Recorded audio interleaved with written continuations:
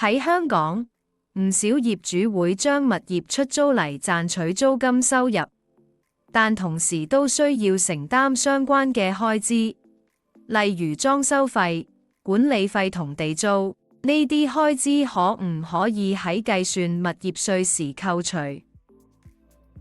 物業稅下嘅可扣減開支：一、已繳付嘅差餉，扣除差餉寬免後嘅餘額，業主同意繳付並已實際支付嘅差餉，可以喺計算物業稅時扣除。如果政府提供差餉寬免，就只能扣除寬免後嘅實際支付金額。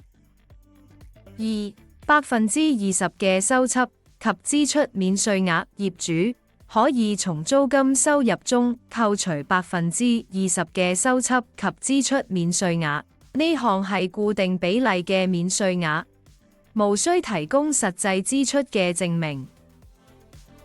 三、唔能夠追討嘅租金，如果業主因為租客拖欠租金而無法收回部分租金，呢部分金額可以喺計算物業稅時扣除。不可扣減嘅開支：一、裝修費，即使裝修係為咗使物業適合出租，相關嘅裝修費用都不能喺計算物業稅時扣除。二、管理費，物業嘅管理費用，例如大廈管理費，不能從租金收入中扣除。三、地租，業主需要繳付嘅地租都不能喺計算物業稅時扣除。如有興趣了解更多，歡迎透過以下方式聯絡展群志祺。